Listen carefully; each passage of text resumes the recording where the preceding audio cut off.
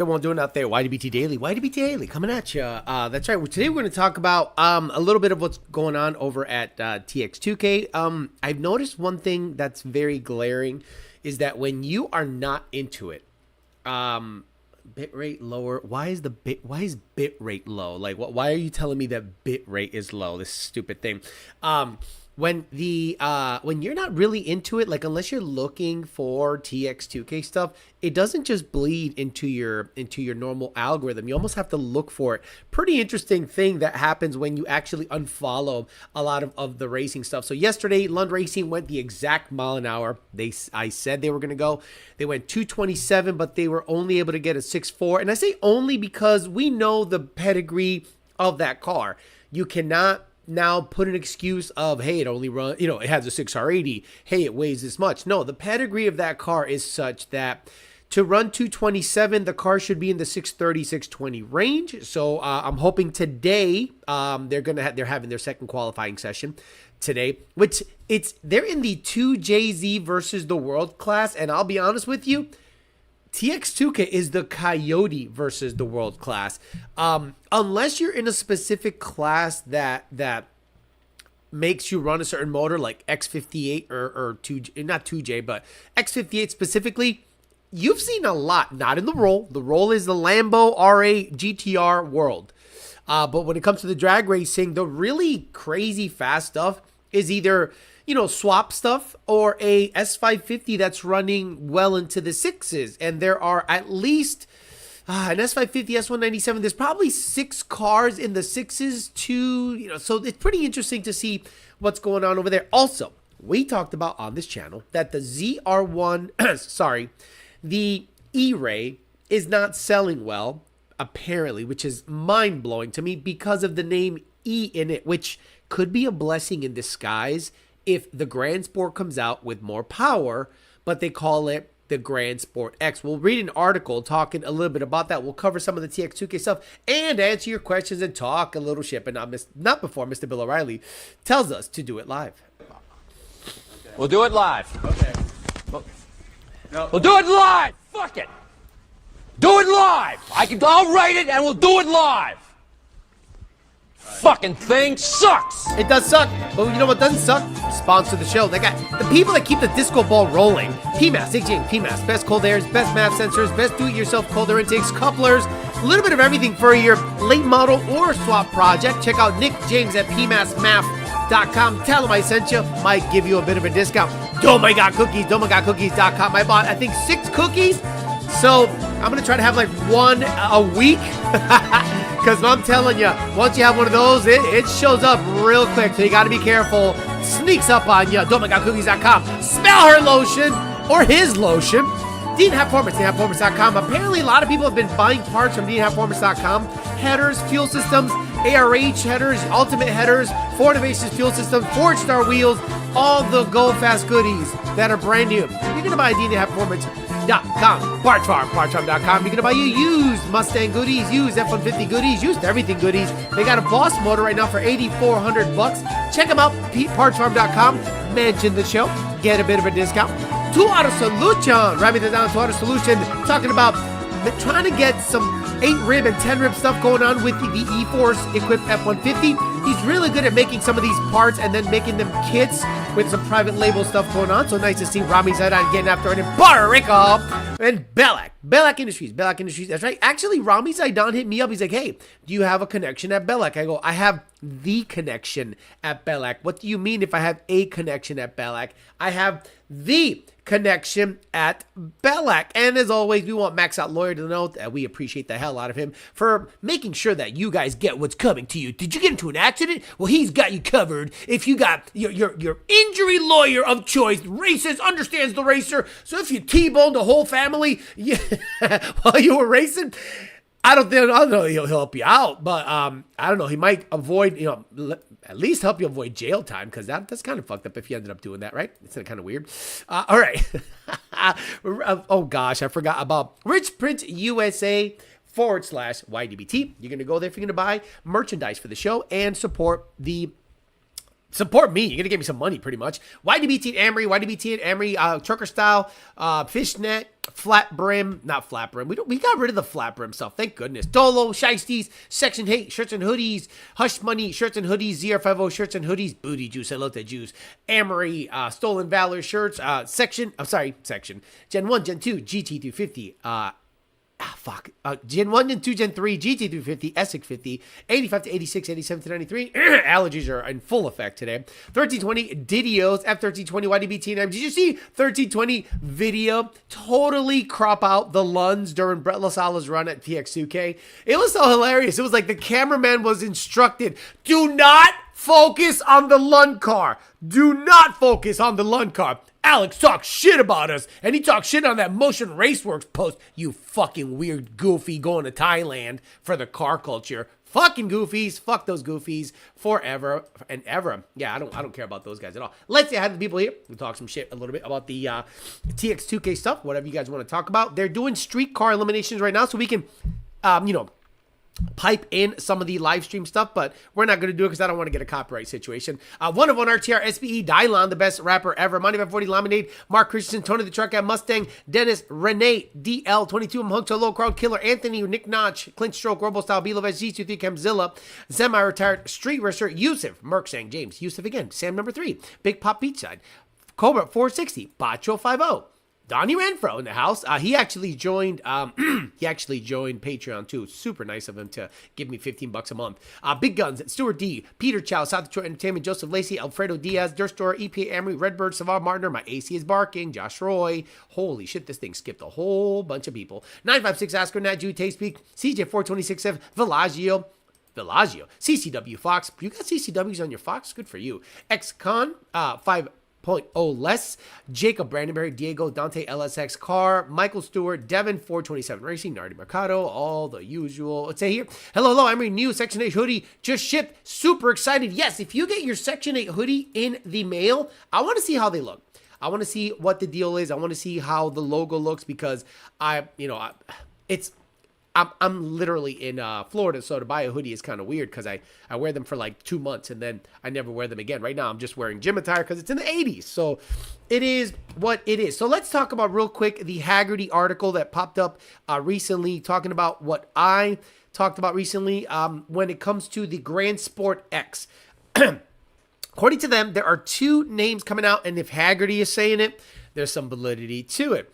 In fact, we might expect to see 2 different Grand Sports in the lineup next year. One sliding in between the base Stingray and the Z06, as Chevy has positioned the GS and the past Corvette generations, and one that replaces the Eray hybrid with the moniker Grand Sport X.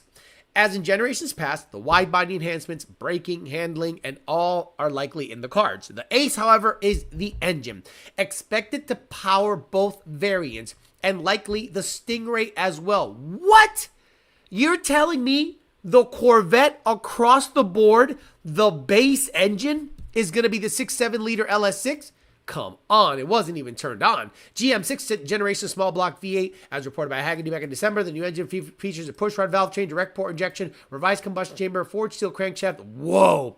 We'll see what the pistons are up to. 525 to 550. So imagine you can get your hands on a Grand Sport X with a better motor and forged crankshaft, meaning it's boost friendly.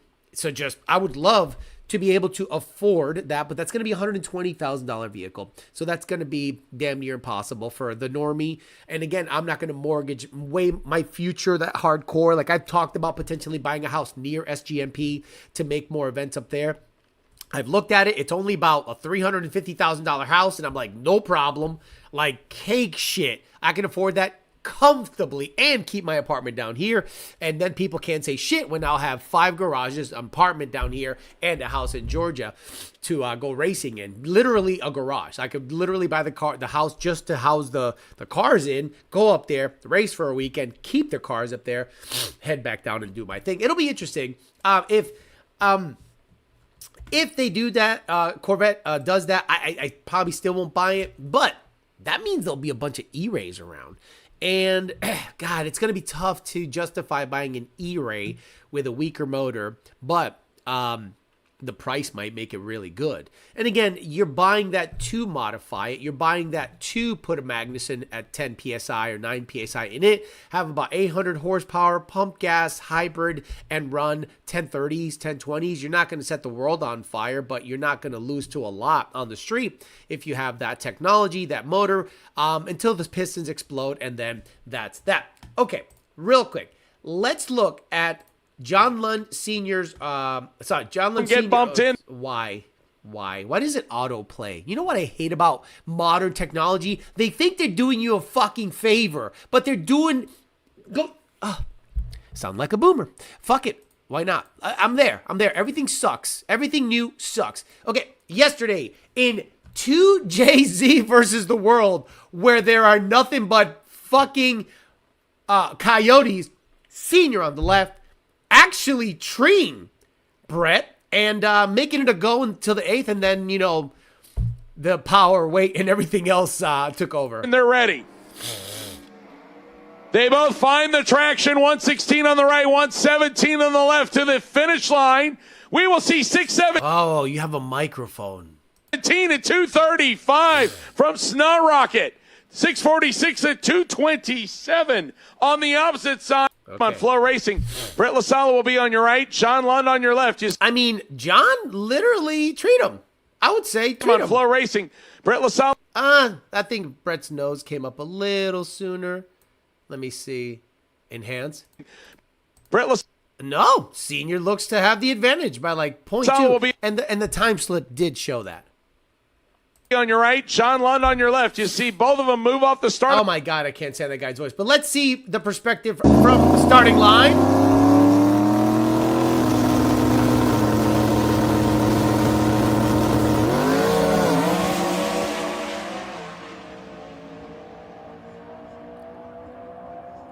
Underrated camera work. Guys, this shot gets this suspension, separation, and then a slow pan to the right, and he stands up. This is underrated camera work. Look at it.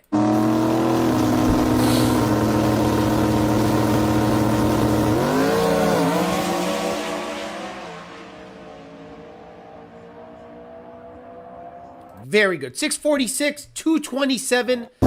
Both cut a 1-1 something 60 foot. And if you have never heard two coyotes get down at the same time, it is uniquely coyote.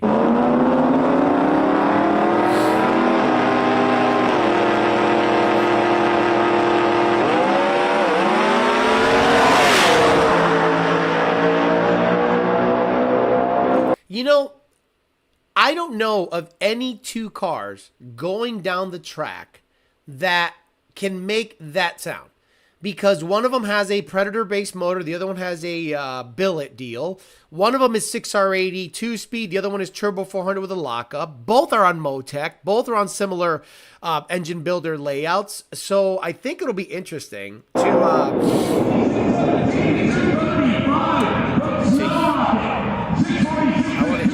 I want to hear it again.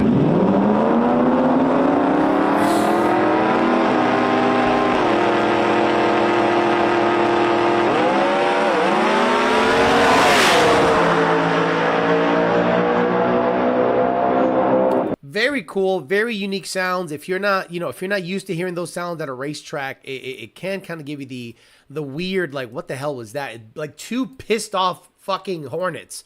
You know, so it's very nice to hear that. Very nice to see Senior and the camp getting down.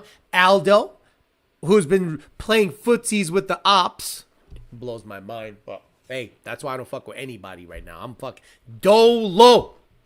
Went 6s on a stock computer. So yet another Lund-tuned 6-second car. You can find the clip somewhere. It's all good. So it'll be interesting to see if any other cars, like Brian Luna is back out there. He just ran 750. So it was nice to see everyone seemingly making waves and getting after it and, you know, kind of honing things in. They have 2 more days of qualifying before anything. And then they'll be able to push it then. And it seems like the fast classes are late in the day. So To me, Texas 2K, you almost have to be into drag racing to get that bled into your feed. It doesn't seem to be bleeding into feeds like it normally would, but maybe I say that because I unfollowed a lot of things. Yeah, not necessarily playing footsie, but he was talking with one of the Palm Beach Dyno guys on some draggy page, and I'm like, okay, I'm good. I'm good. Fuck everybody. Don't take it so serious, Alex. They all like each other when they're in the same zip code, right? When racers that talk shit online are in the same zip code, they're all of a sudden fucking buddies. They're all of a sudden shaking hands. They're all of a sudden, it's all good. The moment they get home, they whip up the meme maker. They whip up the meme machine. They whip up the edits. And I'm like, where was that energy when you were in my fucking face? The people that have talked shit on me in my face, oh, they're quiet and they think I'm hiding behind Lund. I'm outside. Let's start some shit. But now, you know what? I have disassociated with everybody when it comes to racing. And I stopped going to races. And people say, hey, where are you? I'm like, I'm home. What do you mean you're home? I'm home. Why the fuck would I go to Texas 2K? To see a whole bunch of people I don't like? Yeah, that sounds fucking phenomenal. Let's go to a racetrack full of people that gamble, black hoodies and jeans, so that I can be there for 7 fucking days hating life. Good. Thank you. I appreciate that whole thing. So I think there's a good and bad of Texas 2K. Obviously, it's picking up steam, which is good for Texas 2K because ever since it left Houston, I'm going to be honest with you guys, it lost something. It lost the street racing. Now, I'm sure the cops would have eventually gotten rid of the street racing regardless, but I've gotten a lot of messages from people that are like, hey, are you at Texas 2K? I'm like, no. And they're like, why not? And I'm like, it's just not my thing anymore. Racing at that level is not, I want to race. I don't want to support a race team. I don't want to support anything. I don't want to be a support guy because I end up absolutely busting my balls. For nothing. Not for nothing, but like to help the Lunds. They got it. They got it. They don't need me. They got plenty of help. So I'm better served by making sure the tickets are good, making sure the tunes are done, because I am technically their longest standing remaining tuner on staff. You know, ever since Dakota and Brandon decided to go flying and the other one became some kind of accountant or whatever, I'm their long-standing guy, and I'm better suited and happier at home than at a fucking racetrack for 16 hours. It's just not my thing anymore. And every time I went, I saw people I disliked. And every time I went, people played footsies with each other as if nothing was going on. And I'm like, none of y'all are real motherfuckers. All of you guys are fucking fake. All this shit online, you're all fake, because in person, y'all fucking play footsies with each other. So I don't care about that whole situation. But ever since it left Houston, it lost something in my eyes. It lost that ability to say, tonight, shenanigans are happening down the street. And after Houston hardcore crackdown on street racing, and of course, Royal Purple or Houston Raceway closed, then that kind of like, to me, the event lost something. But it's creating a new culture over there. And it's nice to see. Like, it's creating a brand new culture over there. It's creating, new stuff over there. So they don't need someone like me to show up there and rain on their parade and piss in their Cheerios. So I'm like, okay, good. Hopefully they get everything figured out and it runs great and it gains popularity and it's somewhere for a lot of people to go. The nice thing is it's now somewhat more centrally located. So you'll be able to, have California people show up, which you normally wouldn't see if it was in Houston, even though it's only 4 or 5 hours away. Someone says Dallas cops don't play. I don't disagree at all. We don't want no problems. Yes, that's exactly what happens when you go there in person. We're just fucking around, right? No, I came ready to fight, and you guys are quiet. Like, I go to these events, right? Or I went to these events because I don't go anymore. And I'm like, I might fight a couple guys this weekend, so let's see. And they're fucking talking to Junior, and they're hanging out, and they're just like looking at me, and I'm like, and they're just like, and then they walk the other way. But then on Instagram, in some weird thread, under a comment, under a reply number 86 is like, fuck Alex, he's a bitch. And I'm like, why don't you just not say anything? Instead of hiding under comment 48 on the 80th reply, why do that? Why not just like, if you're going to say anything, say it with your fucking chest. In person, they say, Alex, you seem taller in person. What's your workout routine? Every fucking time. But they're so quick to stick the knife into each other's backs. That's my thing. The reason I stopped going to racing, if you guys want to know, is because everyone that is a peer in the industry is a piece of shit. You know what I mean? Like the shops that go there that are ops are pieces of shit. So I'm like, why would I volunteer to drive 16 to 24 hours to be in the company of pieces of shit generally? And even though TX2k is good for, I don't think it, I mean, it's good because we have a lot of customers there. Like the streetcar class is like a 850 and faster class. And a lot of guys that hit us up in the ticket system are like, I'm here, I'm racing. I saw a couple of our guys go. Most of the really fast guys are trending towards Motec and like TC, 1791 Tricore computers like Gen 2 and up, like Aldo and them. So okay, cool. Then Copperhead isn't really a thing. So you're slowly starting to see those guys go full race, and those guys will eventually end up Fuel Tech, Holly, or Motec. That's the trend when it comes to that. So it's less and less relevant to what we do, what I perceive we do, because we do 80%, 90% of our guys don't make 800 horsepower, right? Only the weird 10% that get after, and then there's another 5% of those 10% that actually go race competitively, and then they eventually figure out, I just want everything all in one solution and get after it. So it's less and less looking like a street car oriented event, and it's trending to be more of a higher end deal where cars are really fast, and relatability is tough. And then there is the watering down of racing. There used to be only one drag week, right? There used to be only one drag week. It would happen with Hot Rod Drag Week. In my opinion, the only drag week that matters, right? Like, am I crazy? Then there was Sick Week, Fuck Week, Twerk Week, Everything Week. And I'm like, oh. So now a lot of people are building their cars that would normally compete in TX2Ks and stuff like that to do regional events like Streetcar Takeover, like Streetcar Takeover travels around, FL2K, and all these other events, Streetcar Bragging Rights and all that stuff in the Carolinas. So I'm like, okay, so you're not seeing the elite of all elites at TX2K.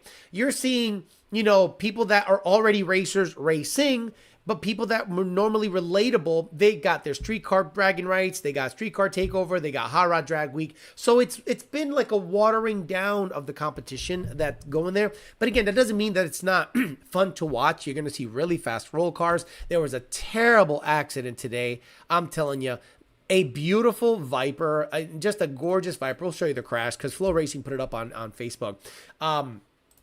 A beautiful red Viper just hit the wall so hard, and I felt terrible for the guy in the roll race event. Two good size accidents ended up happening. A Lambo. What the fuck? Can we just show Flow Racing? Like, God damn it. Flow Racing, like TX2K? Like, where do you... Whoa. Here we go. Here's the Viper. So check it out. It's on our blast. Why does it autoplay? God, I hate autoplay. Please just give me the option of fucking playing it when I want to play it. Don't just shove it down my face. God, I hate autoplay. To qualify, Zach Westrom, David Perlman next. Both these cars have gone above 200 miles an hour. They're both looking to beat, and the Viper comes across and pancakes the wall. That is Zach Westrom, who has already qualified. What a car. Just devastate. Driver's okay. That's why I care about the car. Driver's okay. Brother, this sucks. There is no worse thing to see than a very rare, beautiful car with road presence. Eat it. These cars have gone above 200 miles an hour. They're both looking to beat, and the Viper comes across and pancakes the wall. Okay, so that's that. That guy's okay. And then there was a, if I'm not mistaken, a Lambo. Is this it? Yep, this is it. I think this guy hit a wall too. Cesar Savignon. By the way, these guys are okay. And Mike Jamex. Whoa, baby! Left-hand side came around, and I hope... I want to know, what is the phenomenon called that allows a car at a drag race track to glide abnormally long after it loses traction? Like, I've never seen, you would think it's sticky, right? So there has to be a phenomenon or something that the moment the car loses traction, it just does the opposite of what you think it would do. It just like keeps spinning.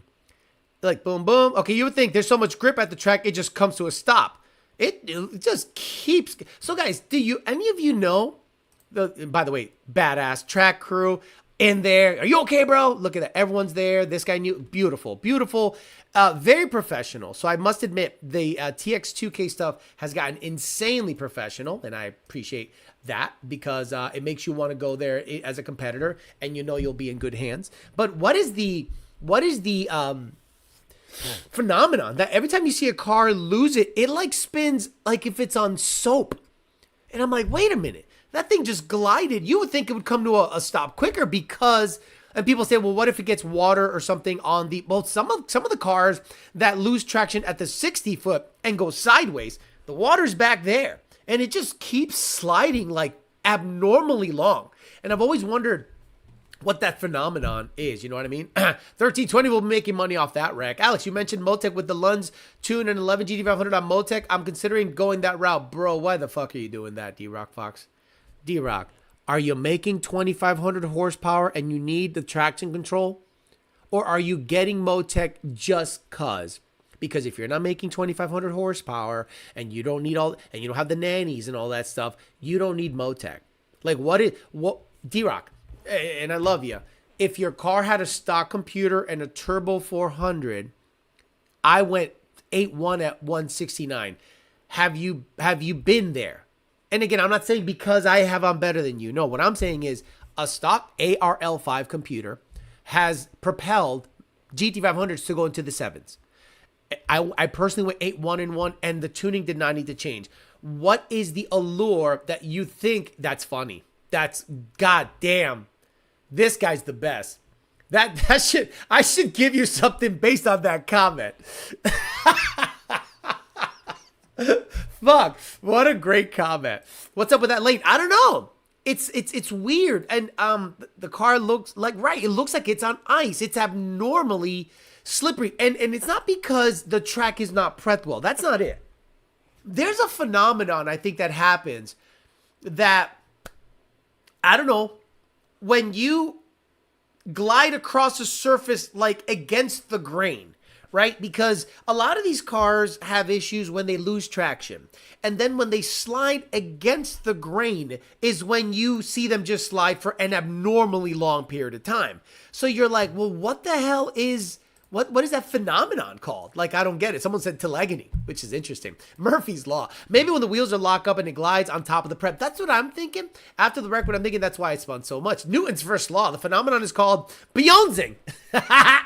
Good job. 1,200 horsepower. You don't need it. You don't need a Motec. I made 1170 in Section 8 through an unlocked 400 transmission and converter. You don't need Motec. There is no up.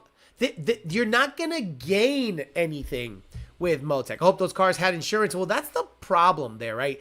I think what ends up happening is it's a very public event. So if the moment you file a claim, you're screwed. Because now that is insurance fraud. It's literally, you go to jail for that shit. So if you're like, well, I was just driving around and I saw a bear and I tried to avoid it and hit it, I think what will happen is the first thing they'll go is, let's see if he's on Texas 2K. And you know what? These people aren't that smart. They'll go to a track event where there's cameras. In modern times, you can't get away with murder anymore. You'll get caught. Something. You have to have like in order to get away with any crime anymore, cell phones can't be a thing for like 3 years before you think about committing that crime. Then when it happens, no cell phones ever again.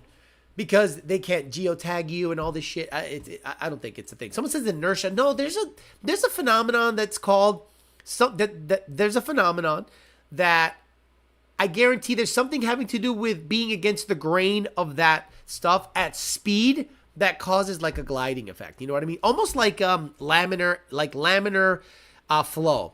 Laminar flow looks steady when you are, when fluid or air is, passing through something, being measured, and you can't even tell it's moving. And I think that has something to do with that. Yeah, the bear effect. Turbo 400, same as your GT500 when it went 8. Then there you go. D-Rock. Why do you need Motec? And again, I'm not trying to be a dick.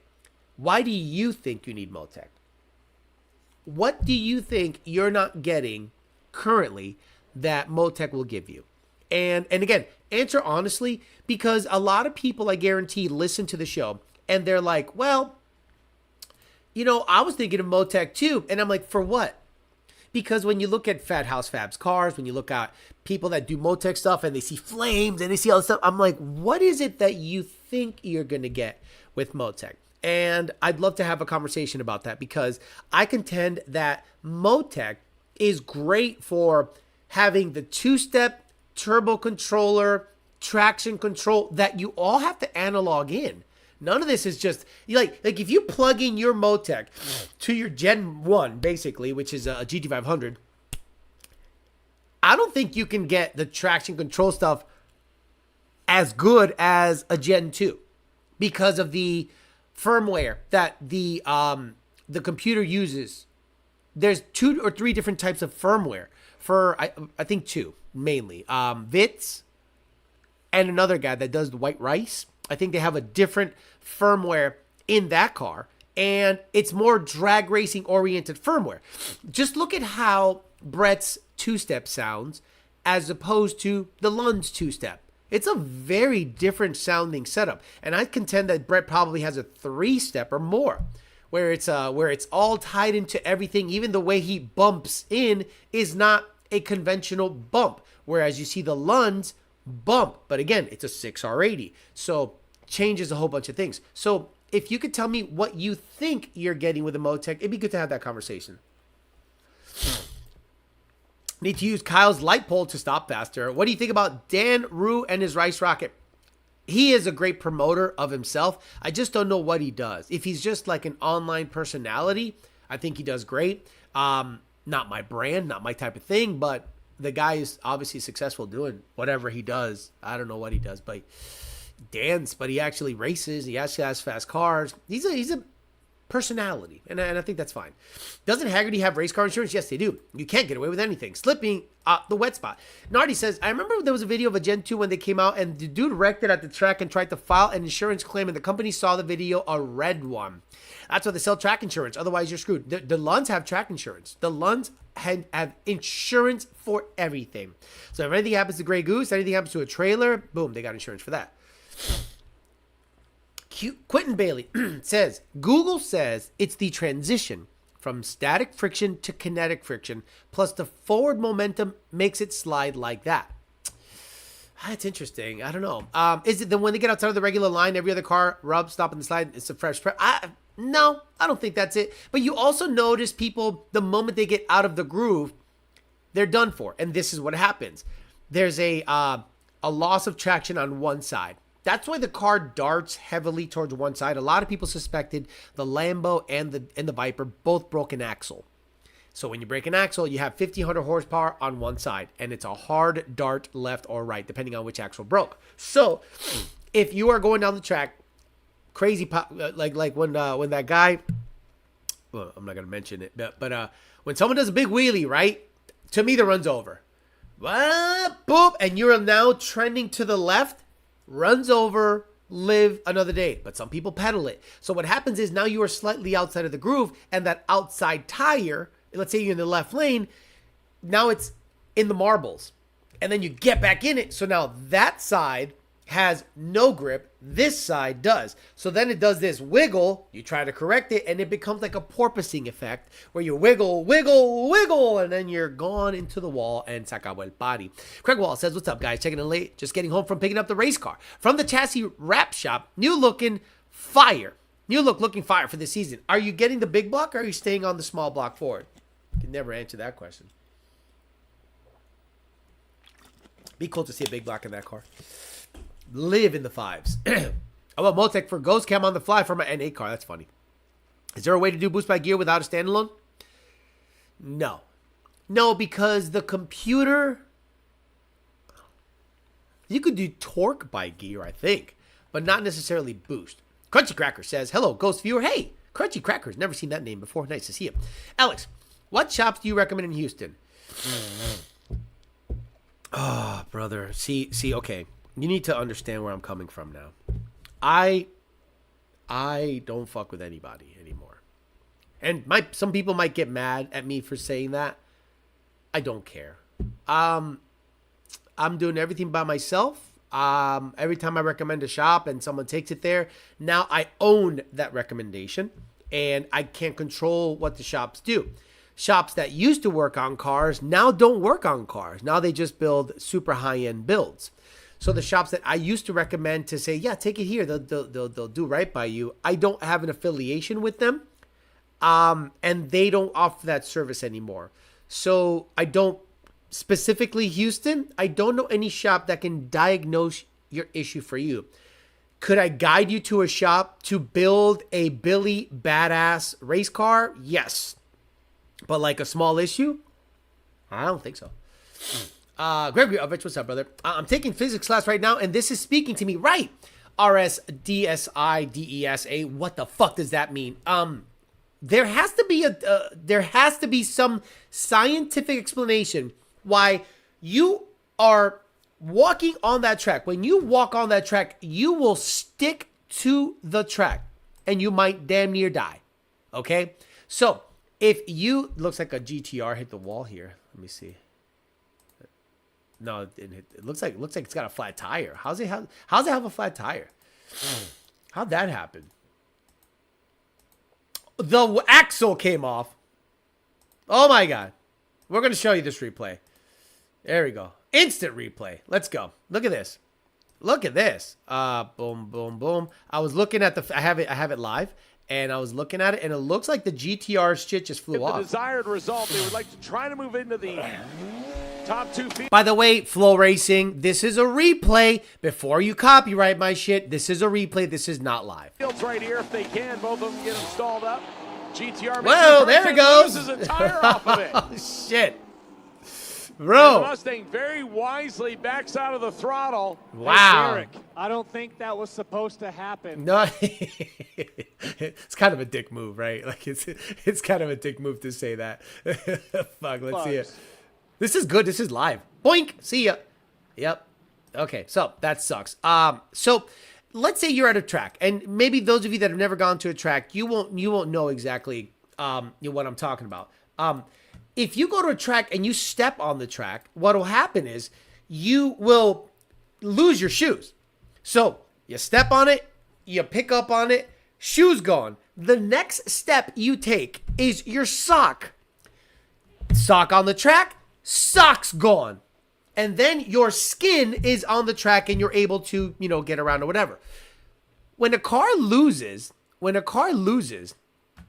traction, and it goes sideways, meaning you are not going with the groove. Something is happening at speed that it's almost like the Leidenfrost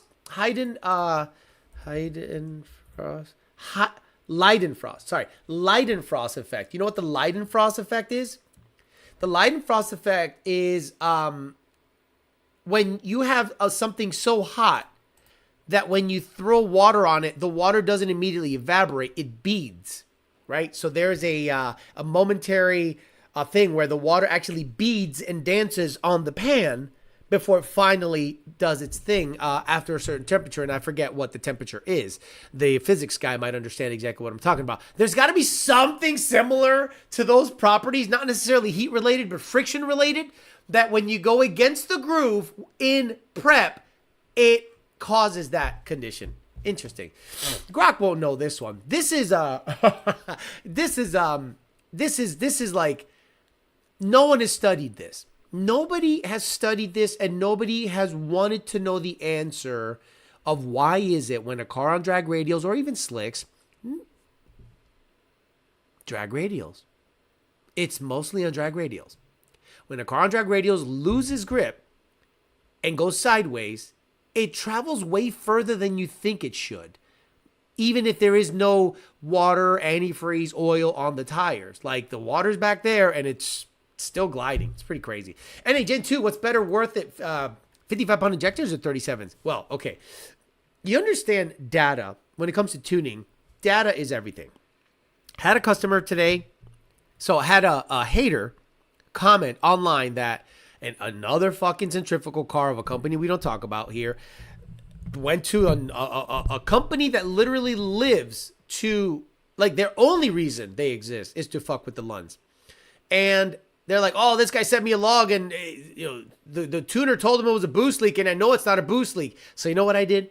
I took that guy's tune and I put it in a 21 auto, like that guy's tune that he's complaining about, because I remember the customer's name, and I put it in a customer's car.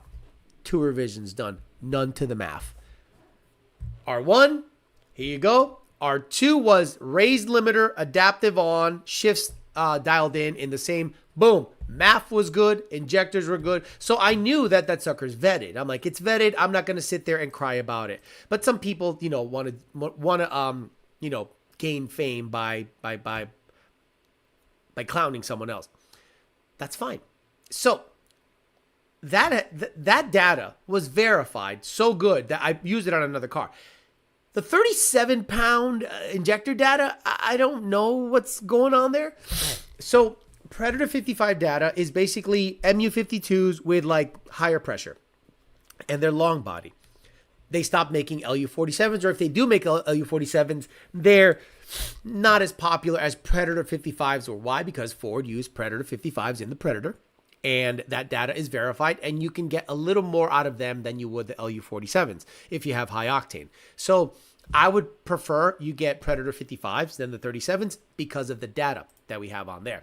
Oh, down 2K is upon us. Alex, thanks for the info. Saves us money. Yeah, look, D-Rock, I could have said, yeah, get Motec, $5,000, and then $2,000 for tuning, and then what did you get out of it?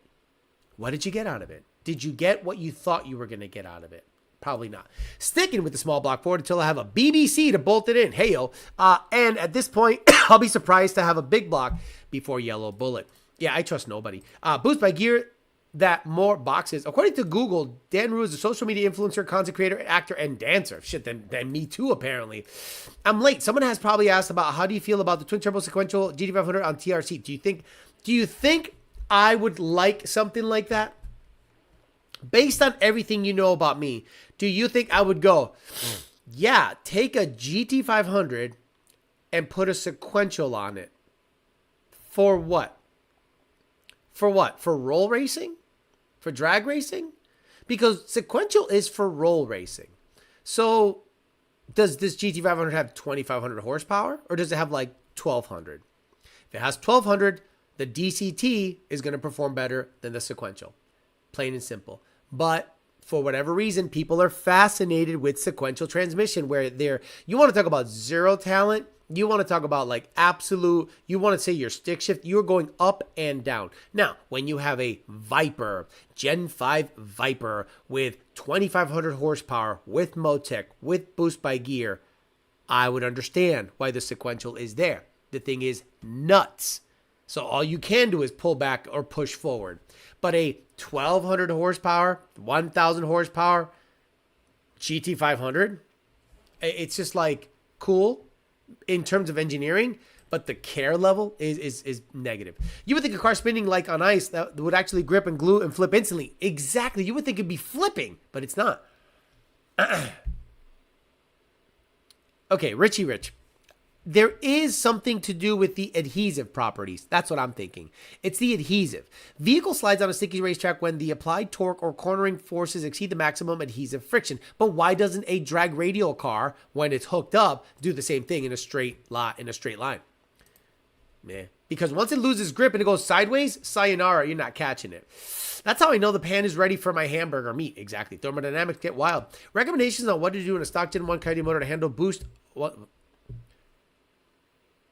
Okay, recommendations on what to do on a stock Gen 1 Coyote motor to handle boost up to 1,000 horsepower. You take the stock Coyote motor out and you put a rod and piston motor in with cams. Did you see draggy time for the ZR1X in the 3s? Remember, guys? I told you guys that this ZR1X is going to break every rule you thought you knew about cars. Because it went 8.7 in the quarter mile, on the track, draggies don't really count. But there has been a on the street 4.0 60 to 130 posted. And I think that was Brooks from Drag Times. And that means that the ZR1X is a second quicker than like 1,000 rear wheel horsepower Coyotes on the street. Because they're like 470 cars. And if a ZR1 or ZR1X goes 4.0, 60 to 130, I'm telling you, it's over. Newton's second law explains the skidding. Think skipping rock across a pond. But the pond does not have adhesive properties. Could also be inverted pendulum effect. So much mass flinging around near the center, kind of like an ice skater when they suck their arms in and spin faster. But again, how does that explain a sticky surface acting like ice? I would understand if an icy surface, which is already slick, and you fail to properly manage it, you can keep sliding. But you are sliding on a ridiculously sticky surface. So I think it has something to do with the adhesive properties, like a shearing effect. You know what I mean? Because the way they lay down the glue is a certain way. Boy, that would be interesting if there are, now I don't want to say microscopic, but let's just say like the way you lay down glue affects, I don't know this. I'm just interested in seeing it after that Lambo just would not stop doing crazy stuff. A Magnum with 410s really ain't a bad idea for GT500s, but it costs too much to be worth it. I have a Predator 55 injector for someone who wants it for free. Sixsuki, send them to me. Sixsuki, send them here. Send me the 55-pound injector so I can get the Corvette running on pumped gas. You got my address. You sent me stuff before. You sent me Shinobi and all this shit. I think it's you. That'd be great. I don't know what's there to race. I mean, it's a no prep truck. Collier goes 9.1. I'm sure his truck is faster. So for what? Like again, oh, he's scared. For what? Race for what?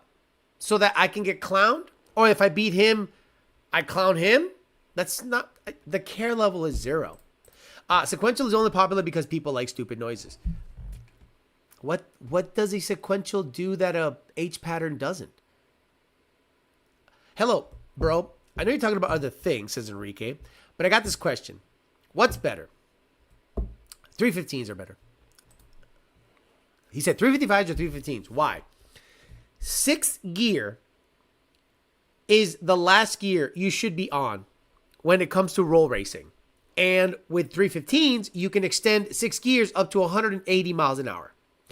So if you're making big power, the run's usually over unless you're really stupid and you want to race to 200. If you have 355s, I think you have to shift it into 7th by like 145. And then 7th gear, the clutch pack is not favorable. It just hates life. The transmission hates life. There's nothing we can do in the tune to like allow it to like maintain proper clamping force in there. So all that to say is 6th gear is the gear you want to stay in at the top end of a roll race because you can extend it to 180. You want to avoid a 6-7 shift at all costs.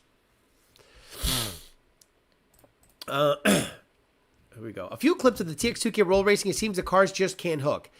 Cam almost crashed his car the other day with an Eray. Crashed. No, that was last year, Phil Fez. That was last year. Phil Fez. The Audi crash was last year. Unless there was another Audi that almost caused him to wreck again. Dude says, as much as it grips on the track, if you ram and jumped and tried to stick your landing in one spot, you'd slip and bust your ass. I've always wondered that too. God damn it, now I gotta know why. Can someone like okay, let's say you walk on the track, right? So by slowly walking on the track, you'll get that adhesive effect on your shoes. But let's say you can theoretically run really fast, let's say 100 miles an hour, and jump and land on the track. Does the speed that you're carrying negate the adhesive on the track, and it does the opposite effect, right? Oh, God, that's interesting. I got to know what the properties are. Even on a pressed surface, friction isn't infinite. There's a maximum force the tire can transmit. Higher horsepower cars can exceed that limit. The rubber traction compound layer itself can shear. That's what I'm talking about. Is it a shearing force that happens at speed, but the car keeps sliding? The car keeps sliding. Look, we're going to have to study this. This chat became the why the fuck does this happen chat. Let me see. Someone messaged me. Damian Parker sent the photo. Gotcha. He sent the photo of him in the staging lanes. So flow racing, sports. I'm going to see that Lambo do it again. And then we're going to see, because when it's slowing down, right, you would think, okay, it's sliding at a slower pace. Why isn't it slowing down faster? You know what I mean? Like, it's slowing down and then it just doesn't like completely slow down. But flow racing has a bunch of dirt car shit that nobody cares about. Is this it? No, that was that wheelie that Lambo did the other day. Really? I can't find it now. Interesting. Let's see, flow racing. Here we go. I have to go to the actual website. That's the Viper. And this is the... Okay, let's really study this autoplay. Watch. Always autoplay. I'm going to sneeze. Been struggling. Struggling to keep it at bay. Jesus. Woo. Okay, I almost died. Shit. Oh my God, I'm dizzy now. So, okay, the moment it loses traction. Okay, let's study this, right? Okay, lost traction, right? So it has to be something with the adhesive and shearing force, because theoretically the front wheels are still gripping, right? But the moment it hits the wall, fuck me, right? The moment it hits the wall, it bounces back in such a way that it doesn't make any sense. Boom, lost traction. Boom, hits the wall, and just, it doesn't make any sense. Look it. Right here, you would have thought, okay, it should straighten out. No, look it. And it keeps going, and it keeps going, and it doesn't come to a sudden stop. You see that? You see how it just keeps sliding as if it's actually on ice? And it went through the middle of the track. Hit, slide, middle of the track, middle of the track, middle of the track, now to the edge.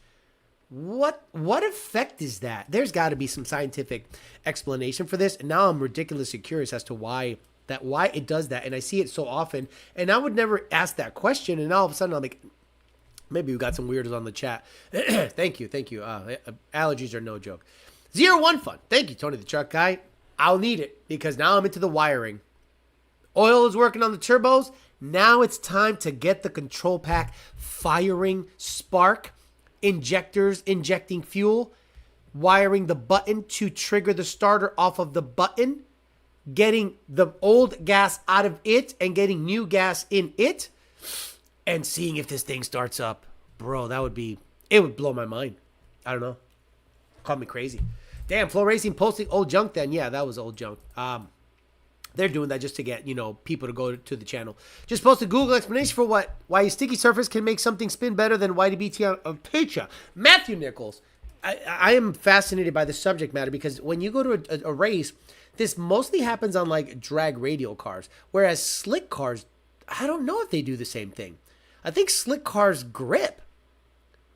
I've never seen a car with a bias ply drift that much sideways. Okay. Okay, this is on Patreon. So let's see what that is. It says, yes, a sticky surface can significantly improve how well an object spins by increasing friction and allowing for greater transfer of rotational energy. The enhanced tackiness allows the surface to grab an object, resulting in higher revolutions per minute. And no! Oh my God. This is actually telling you why. This is telling you why it grips, not why it slips. See, this is the problem with AI. It's not used properly. AI can tell you a completely wrong answer. A completely wrong answer. And then, see, this is the problem, right? You need to explain what each is and how it directly affects a drag radial car over something else. Yeah, getting into wiring, pray for me. It's going to be a problem. Once the car loses traction, the friction goes from static to kinetic, which is lower. The car hitting the wall also offloads the weight, which makes it even worse. So, okay. If you theoretically throw a drag radial on a prepped track, will it slip? Like, will it go zip? Right? Let's say in theory, right, you have a drag radial, 275, 60, 15, and you can theoretically throw it at 300 miles an hour at a sticky track. Will it be slowed down by the tackiness, or will it be sped up by the tackiness? I don't know. My thoughts, the prep needs track rollers to activate. However, they spray the outer edges of the lanes and stays slick without the track rollers. Semi Milan. Is it because the tire isn't turning the wheel so the tire rubbed the prep on it and the prep is sliding on itself with heat? That's I appreciate that you guys are as curious as I am, because I don't know. When you're on fire, it's because you're on fire. Yeah, exactly, right? It's like, well, it's spinning the tire because the grip spins the tire. Post it on Patreon because the heat from the friction makes the adhesive like grease. Oh, so you're saying this, Alfredo. You're saying that the friction causes a shearing force on the track prep that then turns it into a greasy-like substance. Then why is that not the case with a slick tire car? Let me see. I can't believe we're going to talk about this the whole time. People are going to be so pissed off. I just talk about Mustangs, Alex. Fuck you. Slick car spins on track. Okay. Okay, let me see. Slick. Yeah, of course, it's 1320 video. I don't want to pay into this shit. Drag track. I'm trying to think of a video that, like, you could hear the car gripping sideways. Like, I'm like, oh, you never hear that with a drag radial car, right? Like, when the drag radial car spins, it just keeps it just slides. When a bias ply car spins, you hear the friction, or like it trying to stop. But I don't think I'll be able to find it. You guys do me a favor. I'm doing a show, so you guys look for clips and post them here and see if you can see like a street car losing traction at a track and going sideways, and it like slowing down very quickly, as opposed to a drag radial car. The heat exceeds the rubber while the flat spots and slides turn it into almost grease, just like wheel speed spikes during the burnout. Okay, that's not a bad explanation. But again, why doesn't it do it on a slick tire car than a drag radial car? Small contact patch of tire surface because it's going sideways. What about the friction melting the rubber on the tire, riding on the melting rubber? A slick like a soft sidewall tire, correct. Hero, 5-minute Bellac back to work, says Chinese Whipple sweatshop worker. Slick tires get a whole different prep style. Yes. Slicks are meant to spin. That's not an explanation. Tires are meant to spin. If I took a radial and set it down, then try to push-pull, static friction would be a bitch to try and move. If I threw the tire at the surface contact, it would not hold with force like static. Okay, I understand. That's why I said, in theory, if you throw a drag radial to a drag prep surface track, will it have any friction, or will it just go zip and skip because of the different types of friction there are out there? That is an interesting subject matter. Maybe you guys are bored about it, but I'm fascinated now that I saw that happen. Lord Ritsu says, to verify Alfredo's theory, check the car's tire after it slides and see if there's a black gooey buildup on the tire. You have to be so specific with AI, or you get dickhead circular answers. Right. I've actually told AI, no, that is incorrect. Please revise your answer. And it does. It says, I'm sorry, I have. And the problem is this. You guys, not you specifically, but a lot of people use AI as a truth-telling machine. And the problem is, depending on how it was programmed, it will give you a different answer. Again, if you ask ChatGPT or Gemini, what is worse, misgendering Caitlyn Jenner or thermonuclear war, it will say, what's worse, it's mislabeling Caitlyn Jenner. So it's the training. How was it trained? Alfredo, I love you. Possibly the difference in rubber compound. Okay. Could be because the tires have a harder compound. Okay. Pretty good. I like that. Yes. During a burnout, you overcome the operating temperature of the rubber and it turns to grease effect. Same with flat spotting a tire. That's true, because when you do a burnout in a drag radial car, you know what it doesn't do? It doesn't all of a sudden hook like a slick tire car does, right? You ever notice that when you do a burnout in a drag radial car, you can get 200 miles an hour of wheel speed, and then it rides out, and then it slowly catches up, and then boom. But when you do that on a on a slick tire car, you go whoa, whoa, whoa, like it grips hard. So yeah, it could be just the compound that's what do you call it? Magnifying or multiplying that effect. Once it starts sliding, grip drops sharply off a cliff, a fraction of what it was. So basically, once it goes, it's a snowball hill. No, slick are meant to spin out of the hole. Yeah. This chat is being math is math right now. Right. Hey, tell me what the word, what is the word that I did something on a book report one day, and the teacher looked at me and you're like, you cannot define the definition of a word with the word. Like, you cannot give me the definition of a word with the word. What's a manhole? A man that covers a hole. I've corrected grok at least 3 times. Then your wheel speed slows down and it gets back to operational attempts and grabs. We need to ask the Who's Your Tire guys at PRI. No, we don't. I don't ask anyone anything at PRI, at SEMA, or anything like that. Remember, guys, I asked a Ford engineer at Ford. I'm leaking right now, so I'm just boogers everywhere. I asked an engineer at Ford, hey, if I put a 10 PSI supercharger on a GT350, what'll happen? Oh, you definitely don't want to do that. It will explode. And I said, oh, we've done it. And it's phenomenal. Makes 810 horsepower and like 9.5 PSI on the 85. So I think it was like discouraging because the GT500 was coming. You know what I mean? But then the jig was up. And they were like, fuck, they're putting superchargers on GT350s. They're making gobs of power. We might not sell the GT500. And to be honest with you, obviously the GT500 makes more power, but this is the allure of the GT500. Pump gas. Pump gas, pump gas, pump gas. Never underestimate the ability of a Shelby Homo to tell you how important it is for the car to make power on pump gas. It is one of those things that has just like boggled my mind. The fascination with pump gas power. And I go, so unless it makes power on pump gas, it ain't shit? Yeah. But you understand that pump gas isn't pump gas. Like Shell 93 is not Marathon 93, is not Texaco 93, is not BP 93. Just because it's 93 on the pump, it's their version of 93 octane. There is no way of testing the 93 quickly. You have to send it off to a lab somewhere. So a lot of people go, well, I put 93 in it. You know how many times I hear that in the ticket system?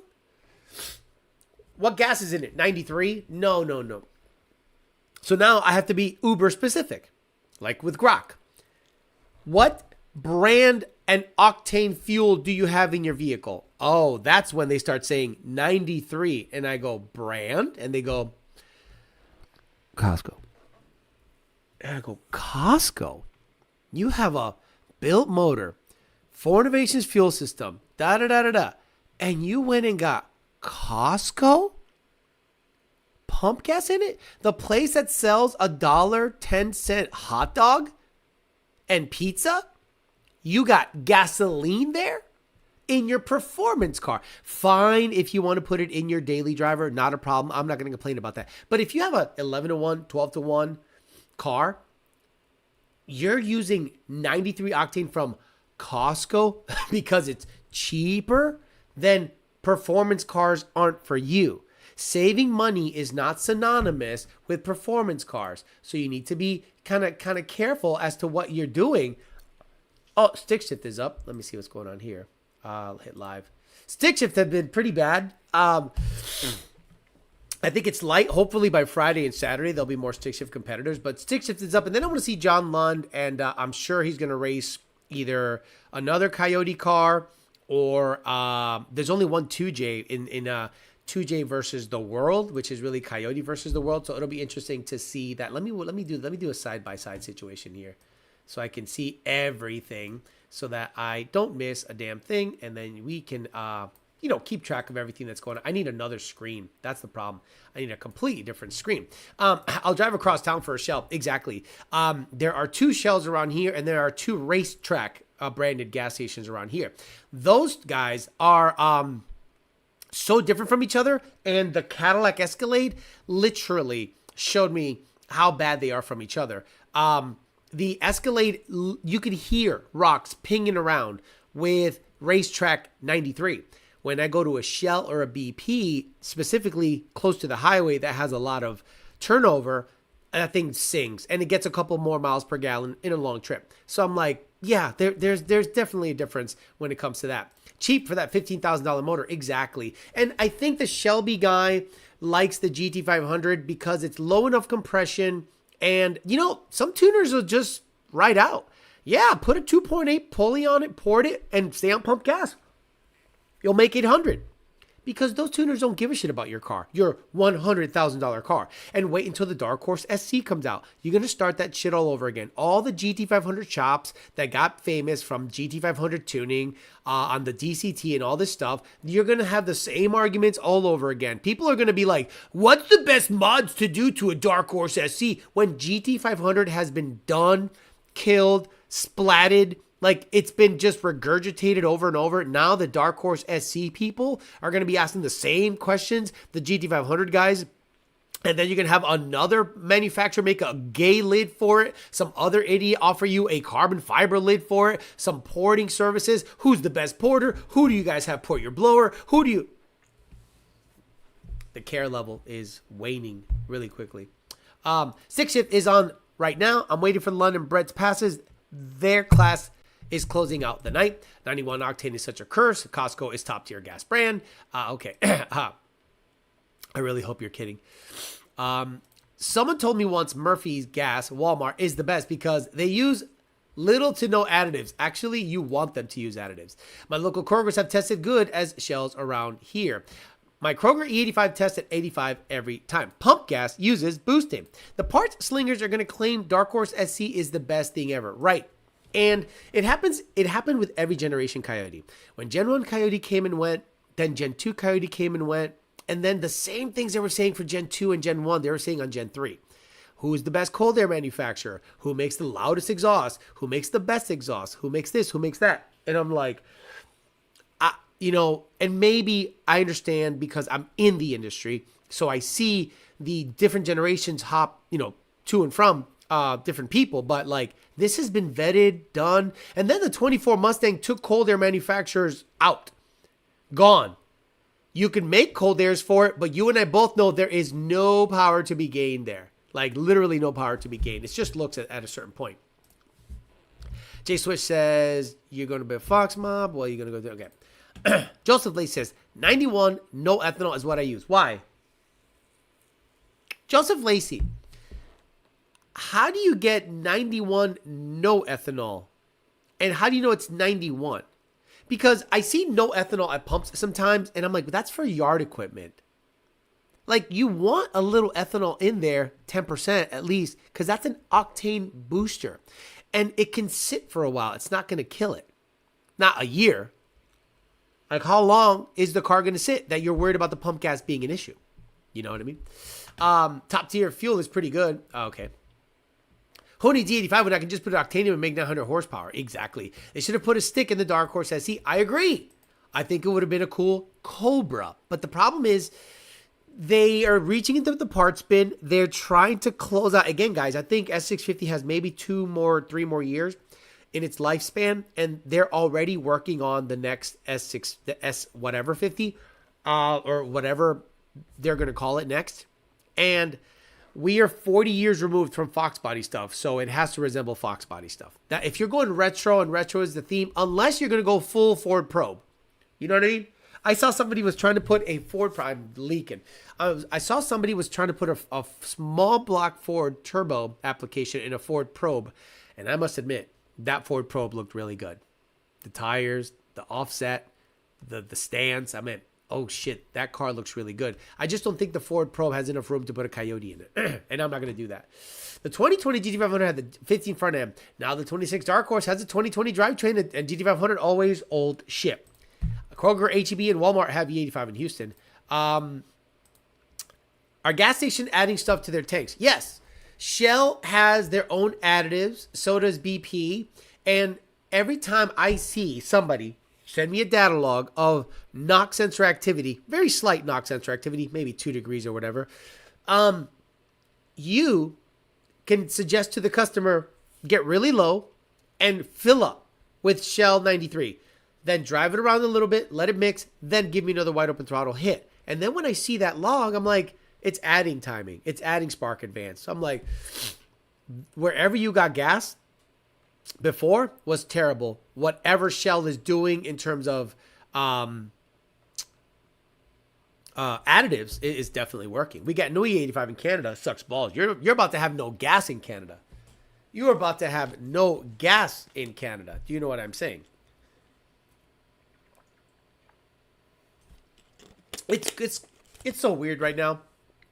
It's just so weird right now. I wouldn't have thought. Like, a lot of people are pissed off because gas is high. Luckily, it doesn't affect me because I don't drive that much. I just don't drive that much. The gas that's in my Cadillac has been there before the gas prices went up. For 2 weeks, it just doesn't affect me. Yeah, it's bad. It's just leaking. It's just water at this point. What stick would they put in a GT500 door course SC? The TR6070 that's in the Z06 from the C7 Z06. The TR6070 would be good. 2J versus the world, there's only 5 qualifiers. 5 people in 2J versus 2J and 1 2J. I hope more people showed up because that's bad. It's really bad. Less supercharged cars would blow up if they never put ethanol in our gas and offered standard E85 and everything else. The next Mustang will need to adopt hybrid tech. Without it, we'll have another dud. I just don't think Ford is looking to go hybrid with their Mustang. I think they're going to keep that gas-powered forever. Not forever, but I think they have to go hybrid. They have to go all-wheel drive. And a lot of you guys yelled at me in the comments. Whoa, they got the F-150 if they want to go all-wheel drive. Do they really? Do they really? See, you guys think that the F-150s run as fast as midnight trucks stock. Oh, throw a Whipple on, it runs 8s. No, throw a Whipple on it, the transmission blows up. That's just the hard facts of the situation. If you throw a Whipple on an F-150 and you want to make anything over 13 or 14 pounds of boost, you will absolutely blow it up. So, because it's so heavy, it's not designed for that kind of power output. The clutches, it needs built transmission, blah, blah, blah, blah, blah.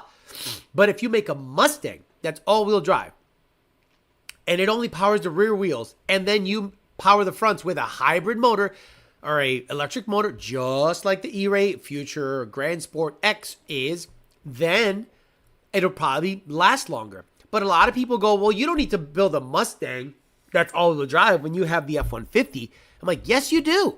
Because the F-150 is not designed as a performance vehicle.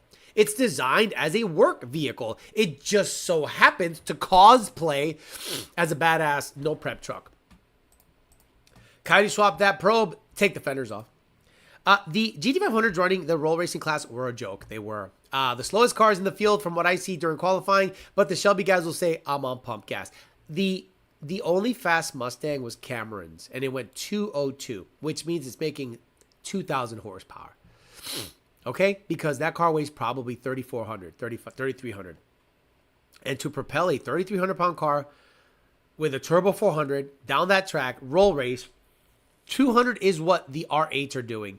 200 is what the Lambos are doing. 200 is what the GTRs are doing. So the fact that Cameron's car went 2.0 something tells you it's making like 2,000 horsepower to the wheel. That is Serious power. You can make more power with 93 octane with no ethanol than you can with 93 every time. Oh my God, here we go with the fucking retard. Tico, shut the fuck up. Just shut the fuck up. Explain it to me like I'm Corky. Does 93 octane with 10% ethanol have more octane or less octane than 93 octane without ethanol? You think he'll answer right? TKO Stang. What has more octane? 93 octane with no ethanol or 93 octane with ethanol? What are your thoughts on the C85 and the standalone nitrous application? Mikey Max. Is the main fuel of the car E85? The main fuel, the fuel in the fuel tank, is it E85? If it is, why don't you just use that fuel to power the nitrous? Ford wouldn't have to do all-wheel drive hybrid stuff if the Mustang filled its niche properly. But it doesn't. Ford has to go hybrid or all-wheel drive before the new Hellcat drops. The new Hellcat is dropping. Have you heard? That's right. The Hellcat motor is going to end up in that big-ass freaking boat. Now, a lot of you are going to say, but it weighs 5,800 pounds, but it weighs 5,800 pounds. I get it. But on the street, weight is going to help. I'm not saying it's going to be a better performer than the Mustang, because at the end of the day, the Mustang will be able to stop better and roll better than the new Charger. But from a dig, you are not touching a Hellcat all-wheel drive like Red Eye that makes like 850. There's an all-wheel drive Gen 3 Mustang on you. Don't care. Here we go. Ryan Doyle, Dynamics 101. Two types of friction forces, static and kinetic, sliding. Friction force, drag radial launch maintains static friction until spin, kinetic, when Lambo locks tires, car spins, akin DR. Got it. Bro's got two left feet, right? My favorite is the lifted F-150s wanted to go Pro Chargers. Then I try to explain power curve and the 355 ratio combo and the 37-inch mud tires asking for issues. But midnight, Donnie Redford, another guy who didn't have breakfast. I can't wait till he answers the question. Oh, obviously duh. It's like the same question when you say BTUs. So you're saying density. Okay. So because it burns hotter, guys, he's going there. Because it burns hotter, you think it makes more power. So I can then pose the question, E85, it does have higher octane. So the problem is it has higher octane from the get-go. But there is a cooling effect, right? So you're saying if it burns hotter, it'll have more BTUs to burn. But is that if the other car has 93 octane with a little bit of ethanol and it has a cooling effect, is that better for the car or worse for the car? Is 130,000 BTUs better for the car or worse for the car if I can get the same out of 10% ethanol? So if I have 10% ethanol, lower BTUs, 93 octane, and the ethanol, when it evaporates, has a little cooling effect. You're saying BTUs. That's an interesting one. I'm not saying he's retarded, but I want him to think about what he's saying. Exactly.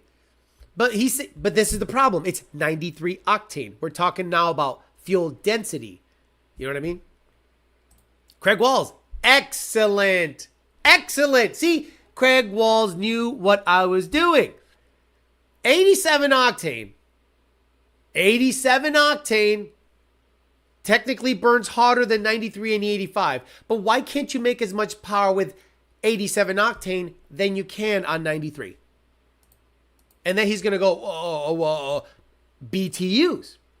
So Craig, someone school him on BTUs. I think Senior's up, and I think he's racing a blue and black S197, looks like. I don't know if it's a Coyote. Oh, yeah.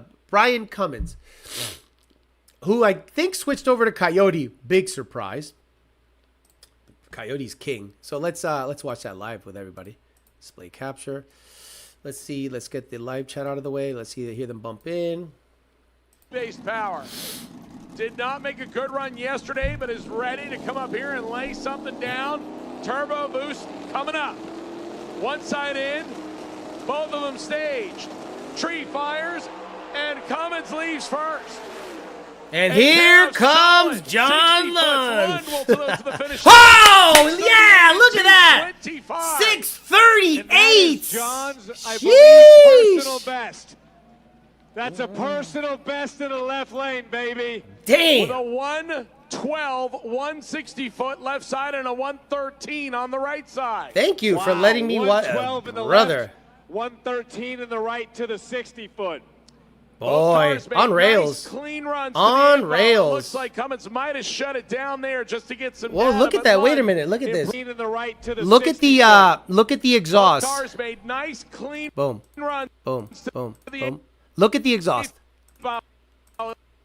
Look at the exhaust. Look at that. Wow. Look at that. Woo-wee! Blazing glory. Look at that. Might have shut it down there just to get some data, but Lund is the right to the 60. Sorry, guys. I'm going to spam the shit out of this. Made nice clean runs to the 8th mile. It looks like coming. And then there's a big flame that comes out of it. There it is. Yeah, that's cool. Shut it down oh, it's cool. Hey, John, 6'3". He is going to cry. You guys need to understand what's happening right now when he sees that slip. He is going to cry. And I'm going to tell you why. That guy spent the last 2 months every freaking day cutting up that car to make it light. Floors are carbon. Ryan Eckhart and him redid the whole bottom of that car. Like everything. There's a drive shaft loop that's incorporated in the cage. The whole bottom of the floor is now tubular with carbon as the floor. Like he spent 2 months every freaking day, and then they just slapped the motor in it and went to TX2k and went 6.3. That is, who the fuck is going to touch that record with a 6R? A 6R80. Okay, so that's going to be, they have another qualifying session tomorrow. So they went 640. Now they went 638. Remember what my prediction was, guys? Remember my prediction? Guys, please post my prediction in qualifying what he's going to run when it's all said and done. Because he's still number 2 qualifier. Is Brett coming just up? to get some Brett data, but and this is Aldo. I'm not going to play it live. 113 of the 60 foot. Okay, Aldo. Clawing away on the right-hand side on a 694 at 694. Aldo's a bracket car. Miles an hour at 200. I think that's his first. For him. Good. Couple of very good IRS car. Runs for Randy Savage. And I think I'm not going to play all of it because they'll absolutely do a copyright thing on it. it. Hang on a minute. Hang on just a minute. See, he probably puked something. As Brett LaSalle. Yeah. So Brett's going to be coming up next. This is great timing. Stability of the fuel. It may have its benefits, but in turning a supercharged car, I'm thinking it'd be easier to have a safer tune. Okay, look, I'm not disagreeing with you. You're putting up very good points. Yeah, I said 629 at 227. So remember, guys, my prediction was 629, 227 in qualifying. So tomorrow night, at around this time, 8:30 to 9:45, be on the lookout for John Lund potentially running in the 6s. And then Saturday, they have another qualifying session. To me, it's a win. Meaning, 2 Jay-Z versus the world. Brett's in it. White Rice is in it. So I think the final is probably going to be John Lund versus Brett LaSalle. And Brett LaSalle is going to run a 590 at 235. And John is going to run in the 20s. So to me, a 620 is going to be the goal, because the Grey Goose is collecting data. Do you know who the Grey Goose is collecting data for? Think about it. Whiskey Mike 64 says, just showing appreciation. Thank you so much. Looks like you got a GTR or a Nissan 350 in your profile. 628-127. Big ups to Aldo. Aldo went 6 again. Good for him. That cracked 200 and went 690. Good for him. To touch on the heat and octane fuel, you have to remember energy cannot be created or destroyed. It can only be transferred. So lower octane fuels transfer into the heat rather than into the power. The cooling is the benefit of the added ethanol, extra 30,000 BTUs, but Is the benefit of the pure 93? It's going to be a more consistent mixture. I wonder which is safer. I don't know. I totally agree with you. You are not saying anything incorrect. I absolutely understand, but there is a case to be made. There's a case to be made about potentially having cooling effect, because like M1 fuel, you don't necessarily need coolant, right? It's just like you don't necessarily need to run a cooling system if you're running methanol. Straight M1, down the bitch. So obviously the cooling has a benefit. And if you have EGT sensors in your car, exactly, Blue Goose, that's right. Grey Goose is collecting data for Blue Goose. Grey Goose is it got its life extended by a year by the carbon work. So Senior for 2 months worked every fucking day. Him and Ryan every day, hammering, getting everything done. That is, guys, you don't understand how much work that is. Like, that's all he does. He gets up to work on the Grey Goose.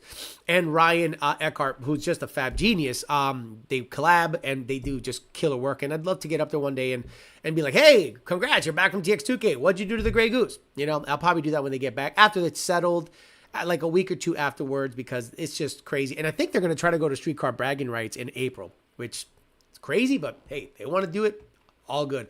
I'm just going to die covering for the ticket stuff. Some NASCAR drivers drive forward, reverse, regain static out of a spin versus letting the car just spin. Kinetic, locked up tire, panic. Okay, what's going on? We've talked before through tuning, and you tuned my second engine and my second built engine, 09 GT500. Oh, you're the guy with the white one.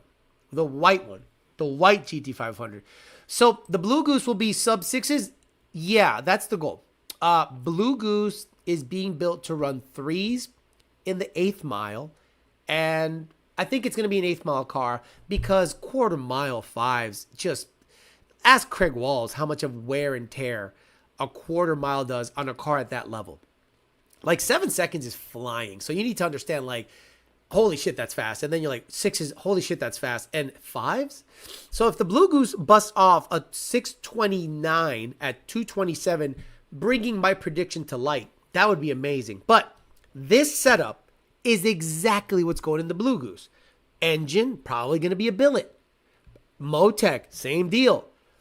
4-link, remember, the Grey Goose is it's 3-link. Let's watch this without sound. We'll play some sound. Let me get copyrighted. Fuck it. Here. So let's watch this guy. Let's see if he gets a 1-0. If he gets a 1-0, it'll be a 5-second run. 609. Red brings it up. 113 to the 60 foot. 6'1", 6'2". Yeah. It looks like it shook the tail end on him a little bit there. Yeah, because, if there's not a 1-0 in the cards, I don't think there's a 5 in the cards. You know what I mean? So very smart. Again, that's like the smartest thing people can do. Like, you don't pedal a car that's like wiggling around a little bit. So it'll be interesting to see. Because Senior's not going to run 6'1". Brett ran 6'1", and he qualified number 1. But Senior might run 6'29". That'll be great. So then what's added to ethanol-free 93 to get it to 93? That's interesting. Lead. I'm going to have to rewatch about half of the show. I'm eating with the girlfriend trying to listen to the show. TKO, potential energy is different than octane with the way the fuel oxidizes. And ethyl alcohol has more molecules than unleaded gasoline. Will Blue Goose replace Brett? No, we're not looking to do that. See, you got to look at it this way, right? For better or worse, it's a team. And again, no shade on anybody. FFRE leans highly on Brett, and Brett, I'm sure, gets a ton of help from his employers. And Senior is senior, right? So Senior is collecting data for a lot of the super high horsepower guys that aren't going billet, because Senior's not billet. Senior is a Predator block. Senior's car is still a Predator block. So it'll be interesting to see if what that relationship turns into, because there are going to be people that are going to love what Senior's doing, and Junior, with the 6R80 program on the Grey Goose. I don't think you should pursue that route unless you want to go freaking broke. And the 6R80 that's in that car is probably the most expensive, the most extensively researched, the most vetted, the strongest, the most highly scrutinized transmission ever. Because I wish I could tell you some of the cool shit that's in it, because when you hear that car launch, you hear weird stuff. You don't hear, like, you go, it's a 2-speed, right? Yeah, it's a 2-speed. But what is it that you don't hear? You don't necessarily hear the shifts. You hear boo. The Lund's car, when it launches, goes boo. And you're like, what is that? Why is it going? And I can't tell you why, because I'd have to kill you. I'd have to murder you, and I'm not going to do that. What about running a cooler plug with a tighter gap on 85 versus 93 and 81? No. I mean, depends on the boost. It depends. If you're going NA, I don't think it matters, to be honest with you. White Rice is up. I want to see what he runs. Is this live? No. Let's see what White Rice. 1060 foot. 273 and 614. I think he's number one. I think he's number one now. At 233. Will take over the number one spot of the class. So White Rice is now number one. A 681. Brett sits at number 2. John Lund sits at number 3. All right, guys. Crazy show today. Hopefully it stays up. Hopefully Flow Racing doesn't do shenanigans. I don't care. I just want to make sure you guys get live updates. It was really cool to see everything happen live on the show, because how else can I time it better than to show my employer with his son, John, and the team out there at Texas 2K qualifying and running 630 something, 637 or whatever it was. So I guarantee by the end of the weekend, they're going to throw a 629 at it. And I think it's going to be at 629, 227 and go from there. No different than the boys at Underground Racing, not telling you everything down to those Lambos. You got to keep secrets to stay the fastest. Have a great night, y'all. Spent the whole chat talking about thermodynamics. I love it. Take care, Alex and Emery. All right, guys, I'm out of here. Thank you very much. We hung out today, talked thermodynamics. We talked friction. We talked kinetic. We talked why drag radial cars seem to slip forever. Then we started having a thermodynamic conversation about fuel, and I did not disagree with him. I just said that's an interesting take, and I don't think he's wrong. I think everyone is right in their own way. Good time today. Have a good rest of your night. I'll see you guys on Sunday, and that'll be eliminations. So we'll see if we can capture some eliminations live, and that matter to us, and go from there. Hopefully be on the lookout for qualifying tomorrow and Saturday. Lund Racing, we'll see if they can get that 629 and make all that work that John put into it worth it. Have a good rest of your night, guys. I'll see you guys later. Bye.